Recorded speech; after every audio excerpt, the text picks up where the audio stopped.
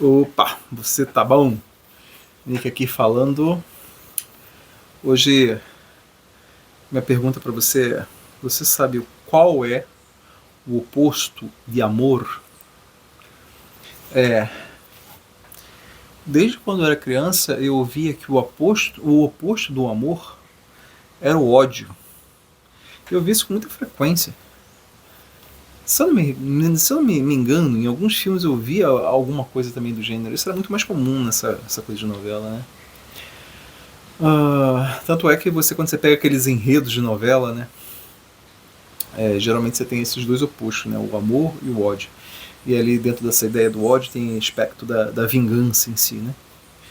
E aí depois, tempos depois, passam e aí começa a falar, as pessoas começam a falar assim, não, o oposto do amor não é o ódio, é indiferença. Aí tipo assim, realmente, existem aquelas pessoas que amam e existem aquelas pessoas que são indiferentes. E eu comecei a comprar mais essa ideia. Mas será que realmente o oposto do amor é a indiferença ou o ódio? Será que o que me apresentaram está certo? E por que isso é importante? Por que eu deveria me preocupar com esse conceito? Primeiro, por que você deveria saber o que é amor? Porque se você não entende o que é amor, de fato você aplica ele ao longo do seu dia, e o que isso muda na minha vida? Assim, aquela frase que as pessoas têm, o que isso muda na minha vida? Se você ama o próximo e ainda não sabe, será que se você entendesse o que de fato é amor, você não poderia aplicar com outros?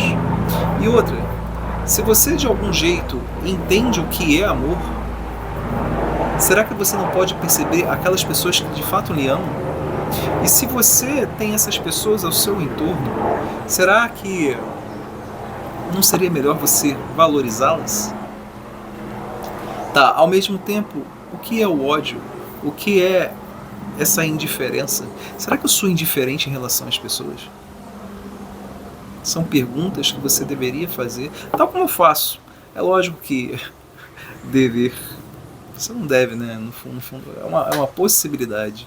Por isso que eu estou tentando lhe apresentar essa percepção. Mas, enfim, depois de muito tempo, eu tenho meditado sobre esses assuntos, sobre a ideia do ódio e sobre a ideia da indiferença. Eu nunca fui uma pessoa que odiou alguém. Então, quando chegou esse conceito de o oposto do amor ser aquela pessoa que é indiferente a alguém, opa, isso aí eu tenho que ter atenção, porque, de fato, eu já fui indiferente a algumas pessoas. Pessoas que eu não queria ter contato por algum motivo. Por não me sentir tão bem perto daquela pessoa. Ou por quando aquela pessoa abria a boca, saía tanta merda que eu não queria estar perto daquela pessoa e acabava sendo indiferente. E assim vai se processando, mas será que é isso? Porque da mesma forma como eu tenho que me preocupar com o amor, eu também tenho que me preocupar com o oposto. E aí eu chego, Deus me permitiu, de alguma forma,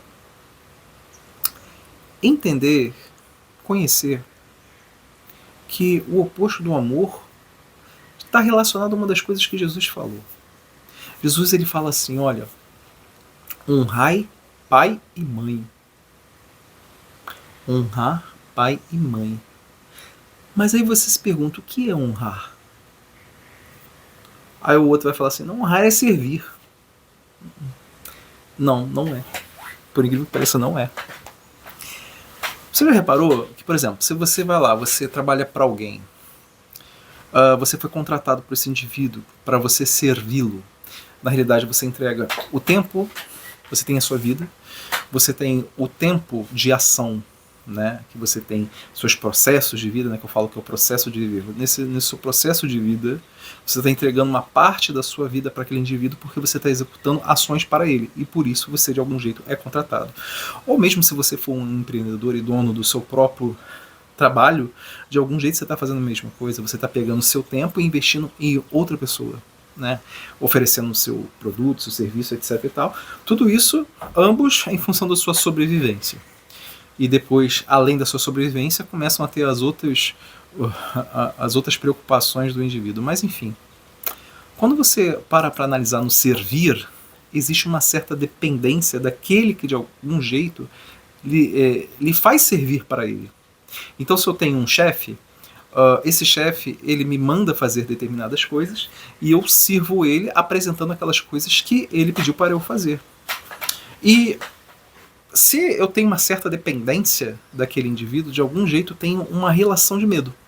Ainda que não seja falado desse jeito.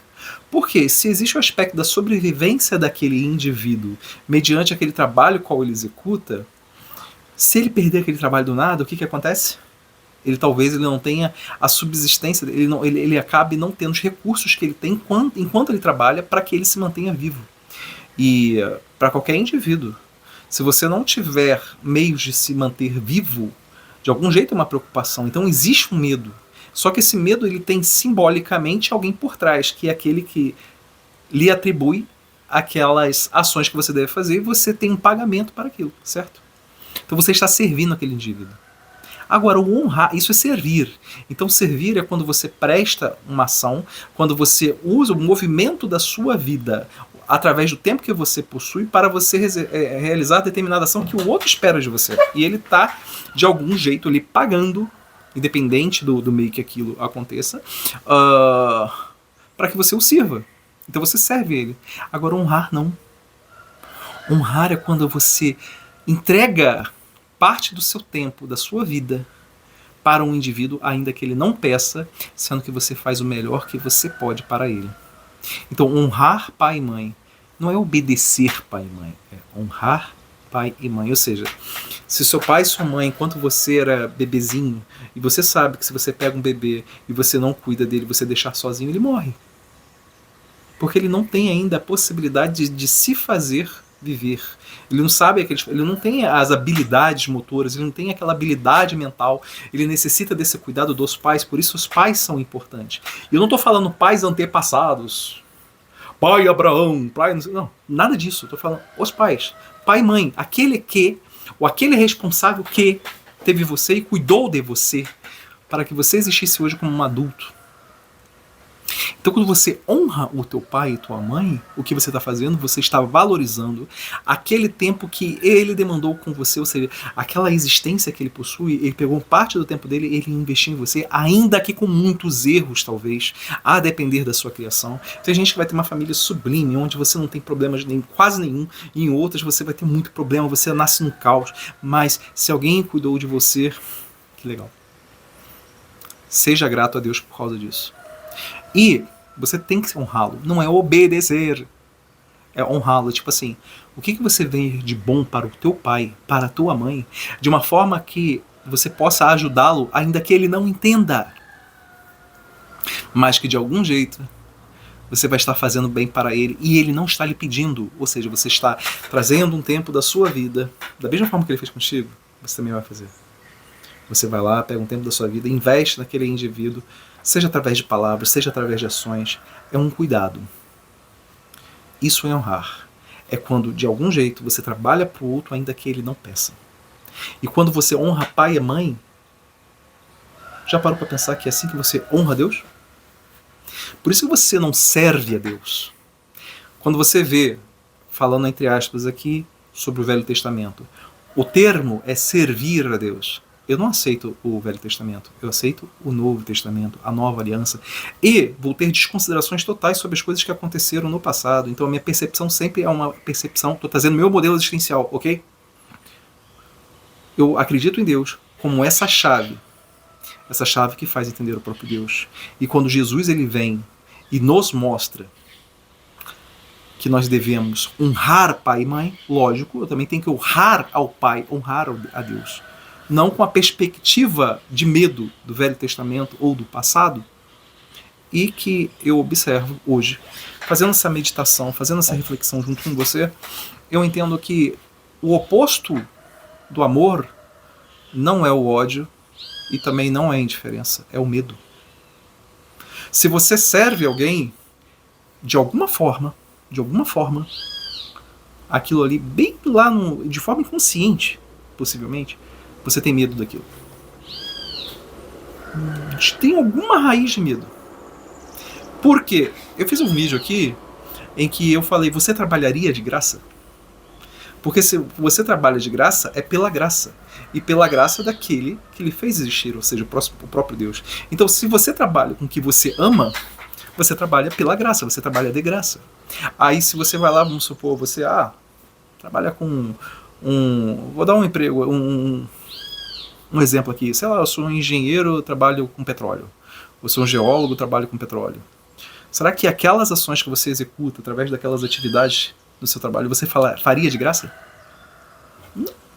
Eu não faria de graça. Agora, o conhecimento que você possui, dentro dos conhecimentos que você possui, algum deles você trabalharia de graça? Possivelmente sim, e aí é onde você tem que prestar atenção, porque possivelmente ali existe um caminho de entrega da qual, se você não tem valorizado, muito diz sobre você. E se você faz algo de graça, você faz pela graça, por amor, ou seja, nesse caminho você está em sentido a Deus. Ou seja, não existe medo. Existe uma virtude, existe uma vocação sua, que talvez você não tenha prestado atenção. E por você não ter esse medo, se você se inclinar a isso, talvez você tenha um sentido de vida totalmente diferente do que você tem caminhado. E muitas pessoas vão passar as suas vidas sem descobrir isso. Sem descobrir que elas tinham medo de determinadas coisas. E que se elas tivessem superado esse medo e transformado, de fato, o que é amor em suas vidas, elas teriam caminhado de uma forma diferente. Então, quando alguém lhe apresenta lá o oposto do amor, é o ódio ou a indiferença, isso não é bem real. E por que você deveria saber disso? Mas por que eu preciso saber disso? Porque quando você consegue mapear os termos, quando você consegue mapear os signos, ou seja, aquelas coisas que têm um significado, um significante ao seu entorno, você consegue lidar melhor com a sua vida e se descobrir como um indivíduo. De algum jeito aqui, a todo instante, a gente tem que se organizar. Organizar é diferente de ordenar. Ordenar tem a ver com o próprio Deus. Quando você olha toda a criação divina, é ordenado. O homem não consegue se aproximar da realidade. O homem não consegue fazer aquilo. Ele consegue se aproximar daquilo. Como ele se aproxima daquilo? Organizando. Então ele observa as coisas divinas, ele sente, ele tem um equilíbrio relacionado àquilo, ele tenta se equilibrar diante do seu desequilíbrio próprio, comparando as coisas que ele vive, né, que ele tem no seu dia a dia. Então esse trabalho, ele é um trabalho gradual, ele é um trabalho que ele sempre será constante, mas que à medida que você se aproxima dessa ordem, você se sente melhor, você está mais equilibrado. O quanto mais você distancia disso, mais desequilibrado você está. Ou seja, pior você se sente. Porque você, como indivíduo, Deus lhe fez de uma forma equilibrada. E é esse equilíbrio que você tem que, de algum jeito... Aí eu falo tem que, porque é uma observação que eu tenho feito ao longo da minha existência, é que você, como indivíduo, para que você se sinta melhor e que você cumpra melhor a sua função aqui na Terra, que você se aproxime da verdade se organizando, observando-a à medida do possível, conhecendo-a de acordo com a permissão divina, ou seja, o quão você está presente perto do Pai. Então é isso. Se você gostou desse vídeo, não esqueça de curtir. Gostaria de saber o seu comentário. Se puder, comente. E se você ainda não caminha comigo nesse canal, eu espero você vendo a sua inscrição. Abraços e até a próxima.